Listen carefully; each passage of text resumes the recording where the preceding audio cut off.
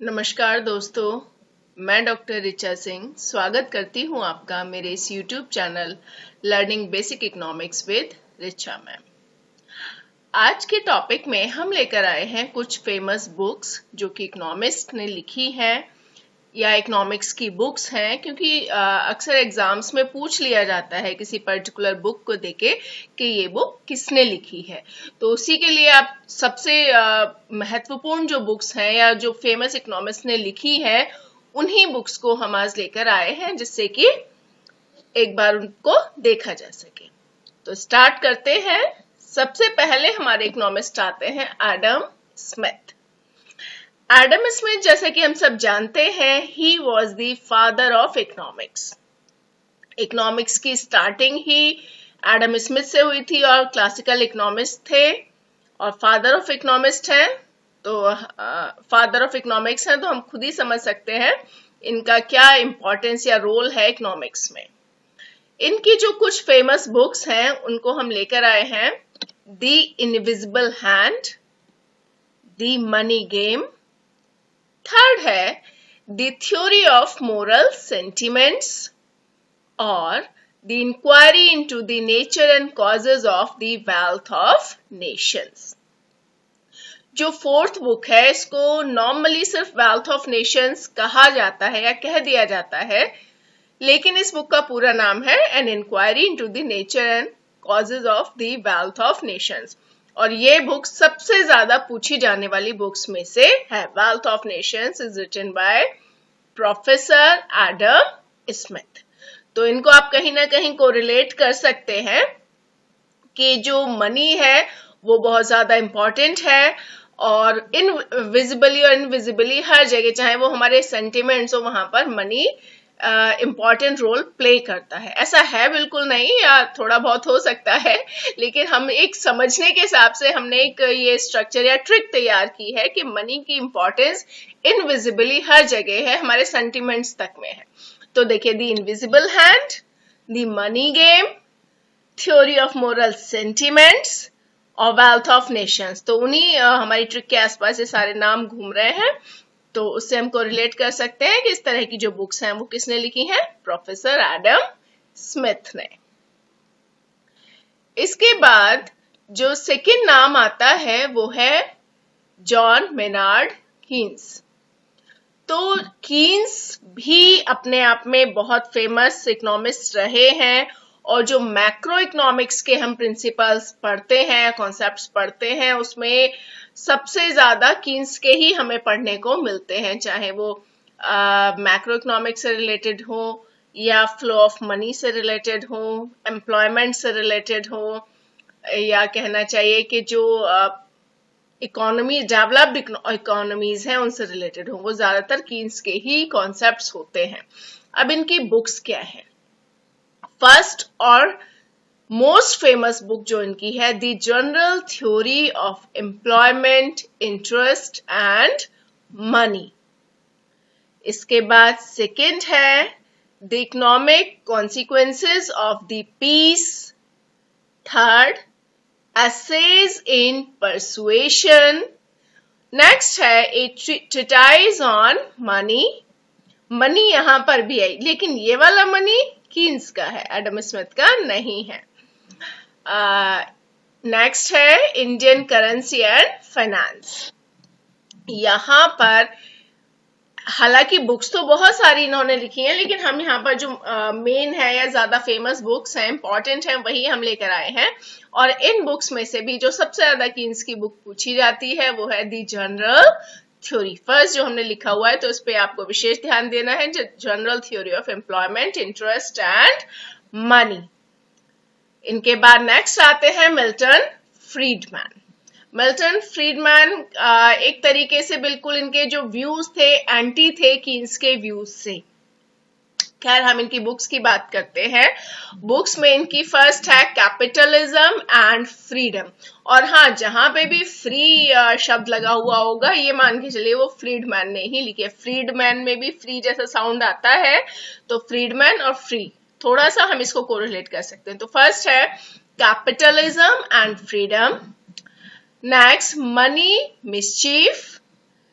Third, why government is the problem, क्योंकि free नहीं कर रही ना गवर्नमेंट, इसलिए प्रॉब्लम है। गवर्नमेंट का जहां इंटरफेरेंस है वहां पे प्रॉब्लम है, तो इसको भी हम ले सकते हैं।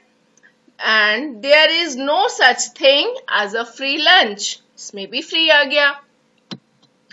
And price theory, price determine करने के बहुत सारे तरीके होते हैं, उसमें भी एक होता है प्राइस मैकेनिज्म, ऑटोमेटिक या फ्री इंडिपेंडेंटली जो प्राइस डिसाइड होता है, तो उसमें भी हम फ्री को कोरिलेट कर सकते हैं। तो देखिए इनकी बुक्स हो जाती हैं जिसमें आपको सबसे ज्यादा जो ध्यान रखना है वो है द प्राइस थ्योरी। अच्छा, मिल्टन फ्रीडमैन एक ऐसे इकोनॉमिस्ट हैं जिन्हें नोबेल प्राइज मिल चुका है 1976 में। किसके लिए?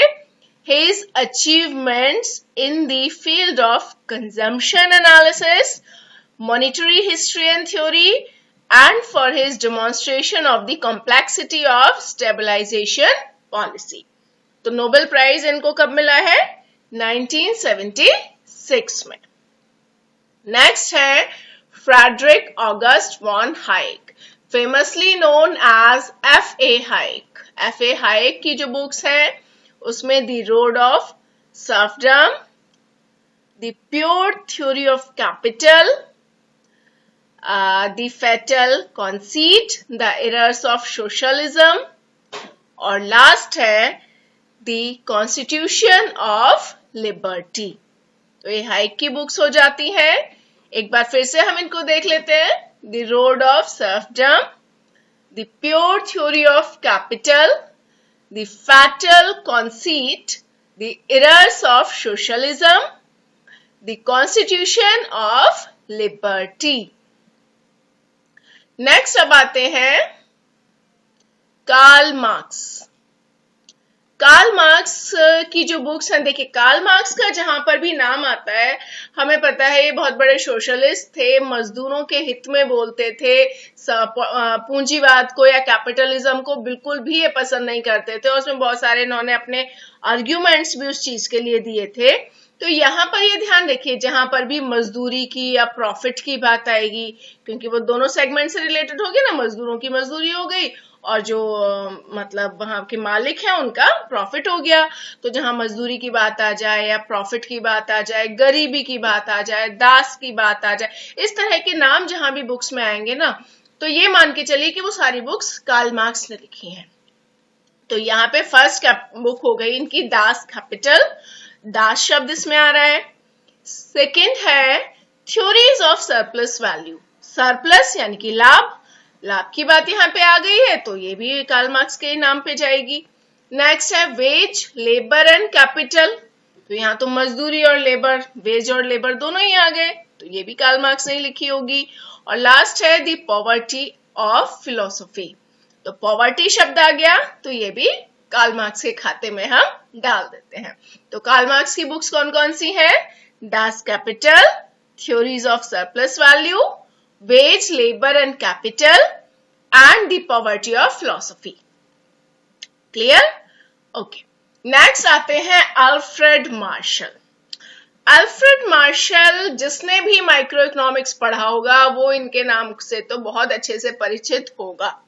देखिए माइक्रो इकोनॉमिक्स के सबसे ज्यादा जो सिद्धांत हैं, प्रिंसिपल हैं, वो दिए हैं प्रोफेसर अल्फ्रेड मार्शल ने, और मतलब हम कह सकते हैं सबसे ज्यादा। इवन अगर अंदाजा भी लगाना हो और हमें नहीं पता है ये माइक्रो इकोनॉमिक्स का प्रिंसिपल किसने दिया, तो हम अंदाजा भी लगाएंगे तो सीधा मार्शल का ही नाम हमारे दिमाग में आएगा, और 70% चांसेस होंगे कि वो सही भी होगा। चलिए हम बुक्स पे आ जाते हैं। अच्छा, कार्ल मार्क्स में एक चीज और, जो बुक्स हैं उसमें सबसे ज्यादा जो ध्यान रखनी है वो दास कैपिटल, सबसे ज्यादा पूछी जाने वाली किताबों में से है ये कि दास कैपिटल किसने लिखा? कार्ल मार्क्स ने। चलिए मार्शल पे वापस आते हैं। तो principles of economics and money, credit and commerce, ये तो भाई बस दो ही बुक मैंने ली है यहाँ पे और दोनों ही याद रखनी है, लेकिन फिर भी आप इसमें प्रायोरिटी चाहें तो प्रिंसिपल्स ऑफ इकोनॉमिक्स, ये बहुत ज्यादा इंपॉर्टेंट बुक है अल्फ्रेड मार्शल की। और लास्ट आते हैं थॉमस माल्थस। माल्थस का नाम सुना होगा, जो पॉपुलेशन थ्योरी है उसमें सबसे यानी कि जनसंख्या का जो सिद्धांत है उसमें नाम अगर किसी का सबसे ज्यादा आता है तो प्रोफेसर माल्थस का ही आता है। हालांकि इनके जो फादर थे उन्होंने भी जनसंख्या के सिद्धांत दिए थे, लेकिन इनका नाम उसमें सबसे ज्यादा फेमस रहा है। और अगर हम बुक की बात करते हैं माल्थस की, तो प्रिंसिपल्स ऑफ पॉलिटिकल इकोनॉमी एक ही बुक मैंने यहाँ पर डाली है, और ये अपने आप में बहुत ज्यादा इंपॉर्टेंट बुक है एग्जाम्स के पर्पस से।